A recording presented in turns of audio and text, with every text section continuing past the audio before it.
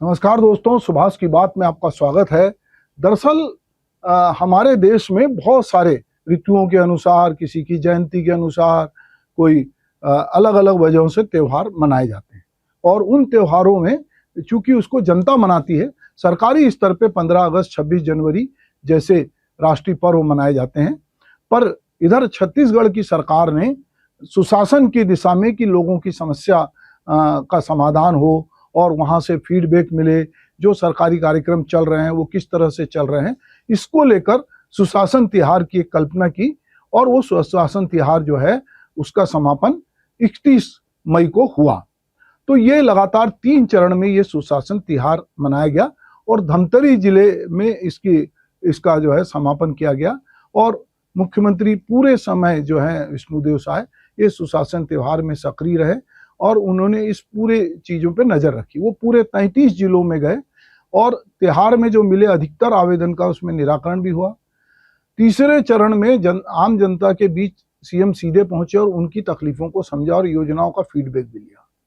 सुशासन तिहार के तीसरे चरण में 27 दिन में 33 जिलों का दौरा करके 100 से अधिक घोषणाएं की, जो आने वाले दिनों में क्षेत्र के लिए उपयोगी साबित होंगी। सुशासन तिहार के तीसरे चरण में मुख्यमंत्री जो है कभी सख्त भी नजर आए, कभी नर्म भी आए, कभी ढाबे पे बैठते दिखे, कभी खटिया में बैठते दिखे। 33 जिलों के कामकाज की उन्होंने समीक्षा की और 13 बैठकें ली और जिन्होंने लापरवाही बरती उन पे उन्होंने कार्रवाई भी की। 27 दिन के सुशासन तिहार में 40 लाख से अधिक मांगे और शिकायतें जो है 81,000 प्राप्त हुई। सबसे ज्यादा शिकायतें जो है मांगे रायपुर में ही आई और यहाँ पर जो है 2.89 लाख लोगों ने अपनी मांगों के लिए और 8,765 शिकायतें आवेदन प्राप्त हुए। बिलासपुर भी जो है इसकी टक्कर में था, 5,964 शिकायतें और धमतरी में 4,590 शिकायतें मिली। जबकि बलौदा बाजार में 2,36,000 आवेदन आए, वहीं धमतरी में 2,33,000 आवेदन आए मांग के। मुख्यमंत्री साय ने 19 गांवों का औचक निरीक्षण भी किया और वहां जन चौपाल लगा के लोगों से सीधी बात की। और 27 दिन में 1,346 समाधान शिविर जो हुए और वहां पे अलग अलग लोग गए। पहला चरण जो था इसका 8 से 11 अप्रैल, जिसमें आम लोगों की समस्या और मांगों के जुड़े के लिए एक समाधान पेटी रखी गई। इसमें ऑनलाइन और ऑफलाइन दोनों तरह की व्यवस्था की गई। दूसरे चरण में जनता से मिले आवेदनों के आधार पर सभी विभागों का 1 महीने का अभियान चला के समस्या दूर करने के लिए उनको दिया गया। और तीसरे और अंतिम चरण में जो 5 से 31 मई तक हुआ, उसमें जो है जाकर जो समस्या समाधान हुई, जो समस्या समाधान पेटी थी, उससे चीजें निकल के आई और लोगों को बताया गया। बहुत जगह जो लोगों की मांगे थी लंबे समय से, उनका निराकरण किया गया। अगर मैं सुशासन त्योहार की बात करता हूं तो मुख्यमंत्री ने इसके समापन पे अपने नए रायपुर स्थित जो उनका आवास है वहां पे उन्होंने वरिष्ठ पत्रकारों को बुलाया और उनसे औपचारिक बातचीत में बहुत सारी बातें की और उनके जो सवाल मन में थे उसके जवाब दिए।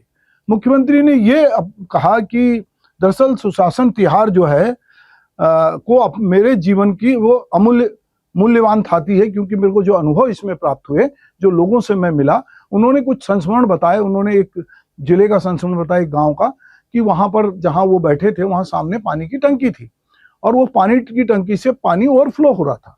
तो उन्होंने जब गांव वालों से पूछा कि क्या रोज ही ऐसे पानी ओवरफ्लो होता है, तो गांव वालों ने बोला कि जब आप आए हैं तो आज ही ये टंकी भरी है, इसके पहले टंकी भी नहीं भरी थी। तो मुख्यमंत्री को हकीकत पता चला कि ब्यूरोक्रेसी कई बार दिखावे के लिए बहुत सारी चीजें करती है। तब उनको उनकी जानकारी में आया कि जल जीवन मिशन में किस तरह का काम हो रहा है कि लोगों ने नल लगा दिए हैं, टोटी लगा दिए, पर पानी नहीं आ रहा है। तो ये एक गंभीरता मुख्यमंत्री को एक फीडबैक इस तरह का भी मिला। दूसरा जो है, उन्होंने जब बातचीत की बस्तर के बारे में, लोगों ने पूछा तो नक्सलवाद के बारे में बातचीत हुई, तो उन्होंने कहा कि जिस तरह से नक्सली आंदोलन को अभी कुचला जा रहा है और जिस तरह नक्सली सरेंडर कर रहे हैं, तो हम ये मानते हैं कि देश के प्रधानमंत्री और गृह मंत्री जो चाहते हैं कि मार्च 2026 तक नक्सलवाद खत्म हो, तो निश्चित रूप से नक्सलवाद जो है वो खत्म होने की कगार पे है। उन्होंने कहा कि हम जो बहुत सारी घोषणाएं कर रहे हैं, चूंकि छत्तीसगढ़ राज्य धान का कटोरा कहा जाता है और यहाँ की राजनीति में धान का बोनस जो है और धान की खरीदी महत्वपूर्ण भूमिका निभाती है। तो उन्होंने कहा कि धान का बोनस जो है और उसकी खरीदी जारी रहेगी, पर चूंकि राज्य का राजस्व बढ़ाना है तो हम नए तरीके भी इजाद करेंगे कि राज्य का राजस्व किस तरह से बढ़े।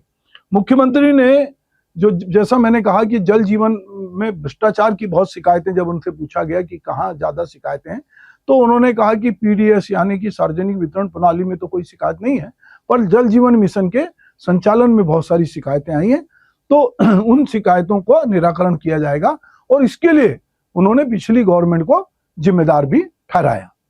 इसके अलावा यदि हम कहें, पीएम आवास के लिए उन्होंने कहा कि एक बहुत अच्छी बात हुई कि जो हमारे प्रधानमंत्री ने जो मोदी की गारंटी है, उस मोदी की गारंटी में उन्होंने हमसे पहले ही कहा था कि सबसे पहले आप 18 लाख लोग जो आवास हैं उनको स्वीकृत करें। हमने किया, कुछ लोग अगर बच जाते, पर अभी हाल ही में केंद्रीय कृषि मंत्री शिवराज सिंह आए और उन्होंने हमको नए आवास स्वीकृति दे दी। अब छत्तीसगढ़ में इतने आवास स्वीकृत हो गए हैं कि उसको बनाने के लिए कुली राजमिस्त्री तक नहीं मिल रहे हैं, और उन्होंने कहा कि 1+1 आवास जो है, प्लस आवास की भी अब व्यवस्था होगी। तो अब छत्तीसगढ़ में कोई भी व्यक्ति जो है झुग्गी झोपड़ी में नहीं रहेगा, उसको पक्के आवास मिलेंगे। इतनी व्यवस्था हमारे यहाँ हो गई है। उन्होंने बातचीत में बताया, चूंकि अभी पूरे राज्य में शिक्षक हड़ताल पे हैं, तो उन्होंने कहा कि 5000 शिक्षकों की नई नियुक्ति भी इस समय होगी और रिक्त पदों का आकलन करके नई भर्ती की जाएगी। तो ये सारी चीजें जो हैं मुख्यमंत्री ने पत्रकारों से बातचीत के दौरान कही, और जिनके भी जो सवाल थे वो उन्होंने उसका जवाब दिया। और उन्होंने ये बताया कि जो सुशासन तिहार है, दरअसल ये एक औचक निरीक्षण भी है, जो योजनाएं चल रही हैं उनको मौके पे जाके देखने का एक अवसर भी है, और उसके साथ साथ जो हमारी मशीनरी है उसको गेयरअप करना और ग्रामीणों के बीच जाकर उनको एक विश्वास अर्जित कराना कि आपके प्रदेश का मुखिया भी आपके साथ है, आपकी मशीनरी भी आपके साथ है। तो छत्तीसगढ़ में ये जो अभी सुशासन तिहार निपटा है, ये अब आने वाले समय में भी मुख्यमंत्री ने जैसे कहा कि हम हर 3 महीने में इसकी समीक्षा करेंगे और आने वाले समय में और इसको कैसे जन समस्याओं को त्वरित निराकरण के लिए इसको किस तरह से और कारगर बनाया जाए, इस पर भी वो बातचीत कर रहे हैं। तो मुझे लगता है कि एक पूरा त्योहार निपटा है और मुख्यमंत्री आशान्वित हैं कि इससे कहीं ना कहीं जनता को फायदा हुआ, और निश्चित रूप से बहुत सारी घोषणाएं हुई है।